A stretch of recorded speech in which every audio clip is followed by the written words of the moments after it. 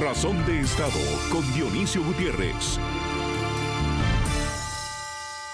Las naciones ricas y desarrolladas dan fe de su riqueza gracias a que durante varias décadas definieron un marco de desarrollo que tuvo como condiciones libertad económica, certeza jurídica en un sistema político de pesos y contrapesos, elecciones libres y democráticas para garantizar la alternancia en el poder, respeto a la propiedad privada, libertad de expresión y un sistema de libre mercado que a través de la competencia sacó lo mejor de emprendedores, productores, comerciantes y consumidores. El modelo no es perfecto, pero como la democracia en lo político, el capitalismo en lo económico es el modelo menos malo conocido. Con democracias capitalistas se desarrollaron las naciones a las que llamamos el primer mundo. Hoy, para lograrlo, siguen siendo verdad los mismos valores y las mismas disciplinas. Por supuesto, hay que trabajar y mucho. Sin la menor duda, la libre empresa y el libre mercado han sido las fuentes de mayor riqueza, desarrollo y bienestar a través de la historia de la humanidad. Por eso, los aranceles son mala idea, a menos que se vean como instrumento de negociación temporal. La libertad es un sistema de vida moralmente superior, económicamente más efectivo y humanamente más respetable. Ahora bien, es evidente que llegado el final del primer cuarto del siglo XXI, el mundo alcanzó un grado de complejidad política, económica y tecnológica que en medio de un ciclo en el que la economía global se hizo insuficiente y la política y demasiados políticos se hicieron insufribles e impresentables por corruptos, incapaces y autoritarios, pues es evidente que nos tienen en medio de un rompecabezas que no estamos logrando comprender ni digerir. Es posible que por eso sea necesario de vez en cuando una sacudida o una buena dosis de disrupción. Milei en Argentina es un buen ejemplo. Los números, los resultados y los avances le están dando la razón. La geopolítica de nuestros tiempos y algunas dinámicas sociales están plagadas de trampas, mentiras, corrupción, dictadores, terroristas y locos con complejos imperiales. De una forma o de otra, hay que ponerlos en su lugar. Esto no es tarea fácil. Por eso, el ciudadano debe estar más en alerta que nunca. Su vida y su futuro están en juego. Si la libertad y la democracia con división de poderes y Estado de Derecho son los pilares que construyeron lo que hoy se conoce como el Occidente desarrollado, los países ricos o el primer mundo, ¿quién con una luz así se pierde? Si el mundo termina enredado en una nueva guerra comercial, los resultados, como en otras ocasiones, serán precios más altos, productos de menor calidad y hasta una posible recesión. La evidencia es de antigua data. La guerra comercial de los años 30 agravó los efectos de la Gran Depresión. Después del fracaso de aquella guerra comercial y tras finalizar la Segunda Guerra Mundial, Estados Unidos lideró el proceso de globalización más exitoso en la historia de la humanidad, rebajando sus aranceles promedio de 29% a 13% entre 1945 y 1950, y en las décadas posteriores los redujo a menos de 5%. Otros países siguieron el ejemplo de Estados Unidos, lo que permitió que el comercio mundial floreciera y pasó de representar el 10% del Producto Interno Bruto Global en 1945 a 38% en 1980, hasta llegar a 61% en 2008. El consenso durante la segunda mitad del siglo XX y la primera década del siglo XXI fue que el libre comercio es el único sistema que permite reducir los costos de producción, aumentar la competencia, mejorar la calidad de los productos y ofrecer precios competitivos a los consumidores. La globalización permitió que la extrema pobreza pasara de 37.9% en 1990 a solo 8.8% en 2024. Se beneficiaron más de 1.300 millones de seres humanos, sobre todo en el continente asiático. Mientras China aumentó su peso de 3.3% del Producto Interno Bruto Mundial en 1999 a 16.8% en 2023. Convirtiéndose en la segunda economía del mundo. La Unión Europea se redujo de 24.2% a 17.5%. Aunque Estados Unidos mantuvo su peso relativo en la economía mundial, muchas empresas salieron de ese país para obtener las ventajas laborales, fiscales y de poca regulación en países asiáticos. Esto implicó que algunas regiones de Estados Unidos se quedaran sin las fuentes de empleo que habían sido su motor económico durante décadas. Esto provocó descontento en Estados Unidos y en otros países desarrollados, y por eso han surgido discursos mercantilistas que cuestionan los beneficios del libre comercio y abogan por el proteccionismo. Ahora bien, las amenazas que estamos viendo desde Washington, que van desde aranceles, cierre de programas de cooperación y consecuencias legales hasta intervención militar, parecieran ser una forma de negociación del nuevo inquilino en la Casa Blanca. Estados Unidos es un país soberano y está en su derecho. Los resultados y las consecuencias, dadas las formas, serán otra historia. La guerra comercial de Estados Unidos con Canadá y México, por el momento, está en pausa. Con China están negociando. Limitar el libre comercio en el continente americano supondría el fin del modelo de integración económica más exitoso de las últimas 4 décadas. Se logró la construcción de una compleja cadena de suministros que permitió reducir costos y hacer frente a la creciente influencia de China. ¿Tiene sentido destruir el área de libre comercio más grande del mundo? Para recuperar la competitividad, los países desarrollados deben reducir impuestos, flexibilizar la legislación laboral y migratoria, quitar regulaciones, mejorar su infraestructura y logística, y seguir invirtiendo en tecnología. La historia nos enseña que en las guerras comerciales todos pierden. El saldo de la globalización de los últimos 70 años es muy positivo. Es cierto que se trabaja duro y se descansa poco, pero el camino al desarrollo y el bienestar está en el libre mercado y la especialización, en el capitalismo y la libertad. El nuevo gobierno en Estados Unidos está cambiando las formas, el fondo y los objetivos en su relación con América Latina y con el resto del mundo. El pueblo americano votó en elecciones libres por una agenda que ya se puso en acción. En pocos meses veremos los resultados que produce. Para conversar sobre las relaciones políticas y económicas entre la nueva Casa Blanca y América Latina, tengo el gusto de presentarles a Javier Núñez, economista con maestría en economía. Fue comisionado de la Comisión Federal de Competencia Económica de México y es columnista en diversos medios escritos de su país. Javier, bienvenido a Razón de Estado. Estados Unidos amenazó con aranceles a México, Canadá y Colombia, negociaron, dieron marcha atrás y la Casa Blanca logró algunas concesiones.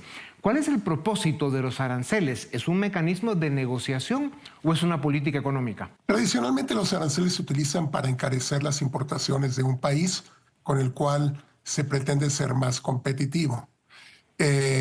Evidentemente son un instrumento de negociación política, como es en este caso, aunque desafortunadamente quien paga los resultados de los aranceles son los consumidores tarde que temprano. Sin embargo, pues en este caso vemos una situación inédita en la cual se utilizan o se amenaza con utilizar los aranceles para propósitos que van más allá de lo que normalmente habíamos visto. Está claro que los aranceles nunca han creado riqueza, al contrario. ¿Pueden darse el lujo las economías de Estados Unidos, Canadá y México de tener aranceles entre sus economías? Bueno, el propósito del Tratado de Libre Comercio en el año 90 pues fue precisamente desmantelar las restricciones al comercio pensando en el objetivo común de hacer crecer la economía. La imposición de aranceles va en contra de ese propósito. Entonces, efectivamente, los aranceles no crean valor. De hecho, entorpecen la actividad económica, entorpecen el logro de la eficiencia y generan productos de menor calidad y mayores precios para los consumidores. Peter Navarro, el consejero de Comercio en la Casa Blanca, dijo que esto es una guerra contra las drogas, no una guerra comercial. La amenaza de aranceles es una forma de presión para que el gobierno mexicano, en especial, tome más en serio la persecución a los carteles que están inundando Estados Unidos de fentanilo. Definitivamente es una presión muy importante. El día que se anunció la aplicación de los aranceles, el tipo de cambio aumentó significativamente, peso contra dólar. Al día siguiente que se anunció que se había llegado a un acuerdo temporal con el gobierno de los Estados Unidos, hubo un retorno del peso al nivel que sostenía la semana anterior. Entonces tiene un impacto inmediato y efectivamente ejerce una presión significativamente sobre los gobiernos que son amenazados con la aplicación de esta medida, ¿no?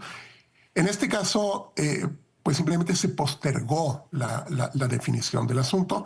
Vamos a ver qué ocurre. Y es una guerra contra el tiempo, porque Estados Unidos, en la aplicación de los aranceles, también ejerce un costo significativo sobre sí mismo. Claro. Entonces, es una amenaza que para algunos no es creíble precisamente por esos costos para los americanos. La magia de los mercados es que mientras haya demanda, habrá oferta. Con la tragedia de las drogas pasa lo mismo. ¿Ves posible que el gobierno mexicano pueda controlar el contrabando de fentanilo a Estados Unidos? No, el problema del contrabando e igual de la migración son problemas de oferta y de demanda.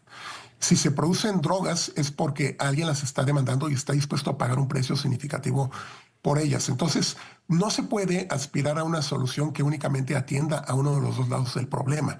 La solución tiene que ser integral. Sin duda alguna. Entre Estados Unidos y China existe un doble conflicto, guerra comercial y tráfico de drogas, sobre todo por los precursores químicos que son la base del fentanilo y que llegan a México donde fabrican drogas mortales. Por el momento hay un 10% de aranceles extras o adicionales a China que ya respondió con una larga lista de represalias.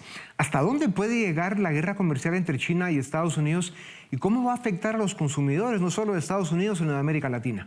La guerra comercial con China es contradictorio lo que anunció el gobierno americano, porque efectivamente implementan un incremento en los aranceles del 10%, pero a los socios comerciales, que somos los vecinos de Estados Unidos, Canadá y México, nos aplican un arancel del 25%. Entonces, más bien pareciera que en la aplicación de los aranceles Estados Unidos está favoreciendo a China respecto de los vecinos que tenemos fronteras contiguas con Estados Unidos. Sí, cuesta entender estos tiempos, don Javier. Trump quiere desregular la economía, bajar impuestos y dar incentivos para mejorar la competitividad de su economía. Los aranceles son una contradicción. Sin embargo, se reclama que Estados Unidos ha perdido empleos por importaciones baratas de China porque tienen mano de obra barata, o sea, mano de obra a la que explotan. ¿Es factible que las empresas regresen a establecer sus operaciones a Estados Unidos con los niveles salariales tan altos que tiene actualmente comparados con los chinos, los de México, la India y otros? Es muy complicado esta situación en Estados Unidos porque la mano de obra efectivamente se ha encarecido bastante. Entonces, aplicando el principio de oferta y demanda, si el precio es significativamente elevado, pues entonces la migración es una forma de reducir la presión que hay sobre los mercados laborales. Negar eso, lo único que va a ocasionar es que se encarezca más la mano de obra en Estados Unidos y se pierda competitividad. ¿Cómo puede América Latina beneficiarse de este rompecabezas geopolítico y económico que estamos viviendo? Hay ejemplos o casos como el nearshoring. ¿Cuál es tu visión al respecto? América Latina tiene que hacer su trabajo, su tarea. Eso ya lo hemos comentado en anteriores ocasiones. Necesitamos mejorar definitivamente nuestro marco institucional, generar incentivos a la inversión y sobre todo generar seguridad en el cumplimiento del Estado de Derecho, mejorar la seguridad pública, incrementar las acciones en contra de aquellos actos que son violatorios de la ley. Invertir en infraestructura o generar los incentivos y las condiciones para que el sector privado invierta en infraestructura. En el caso de Guatemala, que es donde me encuentro en este momento, pues hay un rezago bastante importante, por ejemplo, en las carreteras, ¿no? Que todo el mundo lo sabe. El no tener carreteras en Guatemala imposibilita la comunicación, pero también imposibilita que las empresas extranjeras estén dispuestas a venir a invertir en un país en el cual resulta muy costoso mover los productos. Ya. Los desafíos son grandes, pero las oportunidades también. Este es un momento para estadistas y estrategas. ¿Dónde están? Javier Núñez, muchas gracias. Diste una gran entrevista. Con México, Brasil, Colombia, Bolivia y otros de nuestros países en manos de gobiernos mediocres, populistas y autoritarios, y sumando a las 3 dictaduras criminales en nuestra región, se puede afirmar que el futuro de América Latina está en entredicho. Si encima las relaciones con la economía más grande del continente y del mundo se deterioran, pues curados estamos. Para conversar sobre la compleja geopolítica económica global en la que navega nuestra golpeada América Latina, tengo el gusto de presentarles a Edmundo Rivera, quien es actualmente socio fundador y Chief Economist del EPR Capital. Es economista con una maestría de la Pontificia Católica de Chile, si bien recuerdo. Edmundo, bienvenido a Razón de Estado. Estados Unidos lideró el proceso de globalización de los últimos 70 años. El exitoso resultado es indiscutible. Produjo lo que se considera el mejor ciclo de desarrollo en la historia de la humanidad. Desde hace una década, la globalización se estancó o ha retrocedido. ¿Estamos ante el fin de la globalización y el inicio de una nueva era de proteccionismo y negociación con garrote? Podemos decir que sí.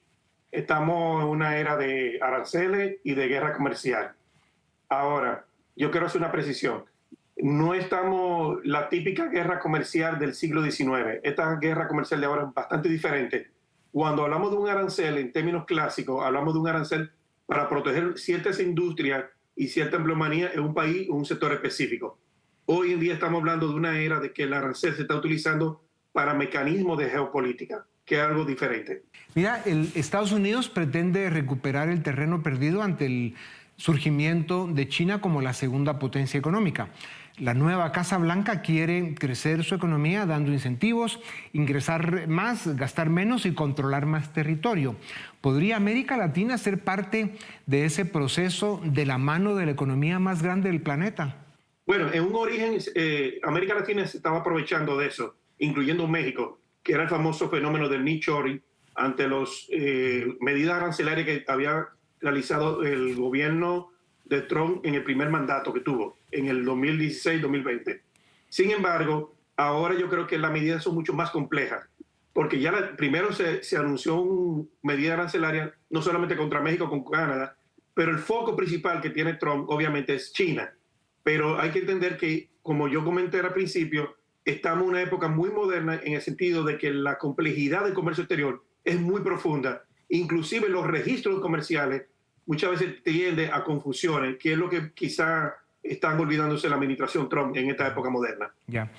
En los años 60 y 70 se aplicó en América Latina una política industrial que tuvo cierto grado de éxito, pero que al final no logró la industrialización de la región y más bien impidió que sus mercados fueran más competitivos. ¿Cómo puede la región transitar de una economía basada en materias primas a una más industrializada de mayor valor agregado? ¿Los aranceles ayudan en ese propósito? No. La evidencia, de hecho, tú puedes agarrar cualquier economista, cualquier ideología y estar consciente de que los aranceles utilizándose para medidas proteccionistas no resultan de manera exitosa a un país. Los países que se han desarrollado, los países que se han industrializado han sido a base de libre comercio. Eso está demostrado históricamente. Ahora, la situación está es si tú utilizas los aranceles como medida geopolítica, que es otro asunto. Claro. Pero es como la guerra. Tú sabes cómo comenzar la guerra, pero no sabes cómo terminar. Y con respecto a América Latina, creo que el modelo que tú estás refiriendo, el modelo de sustitución de importaciones, creo que dejó más efecto negativo que positivo a través de la historia y podemos ver los resultados ahí. Sí. Clarísimo. ¿Qué efectos podría tener para América Latina la intensificación de la guerra comercial entre Estados Unidos y China? ¿Podrían beneficiarse algunos países? Bueno, si partimos de los beneficios de corto plazo, quizás los países que tengan cierto nearshoring, o cercanía, como el caso de México, que puede haber cierta sustitución de canales, de cadena de valor, en vez de traerlo de China, traerlo de América Latina, sobre todo de México. Pero en términos agregados, yo creo que los efectos van a ser muy negativos, porque va a haber una reducción de comercio exterior global, una distorsión en la división de trabajo y sobre todo la asignación de capital. Y esas situaciones no favorecen para una economía global, como están todos los países de América Latina. Claro. Edmundo, se señala que China es la gran culpable de la actual guerra económica por la competencia desleal y el robo de ideas y tecnología que ha ejecutado durante décadas, con lo cual ha dañado muchas economías del mundo. ¿Se justifican los aranceles ante las actuaciones de China, aunque sea como una cuestión de geopolítica y de negociación dura? Es difícil la respuesta porque de mi parte, de acuerdo a mi visión, no utilizaría ese mecanismo. Ahora, yo entiendo y comprendo de cierta manera a Estados Unidos cuando utiliza ese mecanismo como un mecanismo de presión. El punto está es que cuando esos mecanismos se utilizan, siempre salen a flote grupos de presión que no estaban originalmente y comienzan a utilizarlo para favorecer su distribución de ingresos o su renta, búsqueda de renta. En el caso de China, entendemos que en el 2016-2020 se hizo la primera medida arancelaria y la economía y las exportaciones en China comenzaron a disminuir. De hecho, hoy en día México está en primer lugar por encima de China. Pero el gobierno de Biden lo mantuvo también, lo mantuvo en ese sentido. Lo que estamos hablando ahora del segundo gobierno de Trump es una segunda medida arancelaria adicional, cuya excusa es que no solamente la parte de que tú mencionas de robo o de problemas de derecho a propiedad, sino que hay un problema de simetría de no comercio justo, lo que se llama no comercio justo. Recuerda, y Dionisio, escúchame que me entienda, recuerda quien están asesorando a eso, a Donald Trump, es Peter Navarro, que es el ideólogo de eso. Y él cree de que China no aplica comercio justo a nivel global. Ya. El mundo, independientemente de las razones de fondo o los instrumentos que se estén usando, esta no sería la primera vez que el mundo se embarca en una guerra comercial. La más famosa es la de los años 30. ¿Cuál fue el resultado de aquella experiencia, para recordar? Bueno, la respuesta rápido identificó o magnificó la Gran Depresión de los años 30. Ya. Y de hecho, las consecuencias, si bien la economía norteamericana salió de la Gran Depresión en los años 40, las consecuencias comerciales de esa medida duraron alrededor de 40 años. Tuvimos que esperar la ronda del GAP, no sé si te recuerdas, la ronda del GAP, que ahora se convirtió en la OMC, para volver a retomar las políticas comerciales como una política de desarrollo y reducción de aranceles. Ya. Pero las distorsiones económicas, microeconómicas, duraron alrededor de 40 años. El mundo más o menos con un sí o un no, son el libre mercado y la competencia lo que siempre producirá familias más prósperas en el mundo. La respuesta corta es sí. Ya. Está obvio. Y por algo existen los aranceles. O sea, los aranceles, si fueran buenos, todo el mundo lo estuvieran aplicando al 100%. Y lo que se ha demostrado históricamente que los aranceles son perniciosos y nefastos para una economía. Sí. Para ambas partes, Ya. tanto para el exportador como para el importador. Así es. La evidencia es contundente. Tenemos tareas pendientes importantes para dar brillo y éxito a las economías de América Latina. La primera, mejorar la selección de nuestros gobernantes. Vienen tiempos bravos con grandes desafíos, pero también con oportunidades. A ponerse las pilas todo el mundo, como dicen. El mundo, muchas gracias por tu tiempo. A ustedes también gracias por acompañarnos una vez más. Esto es Razón de Estado.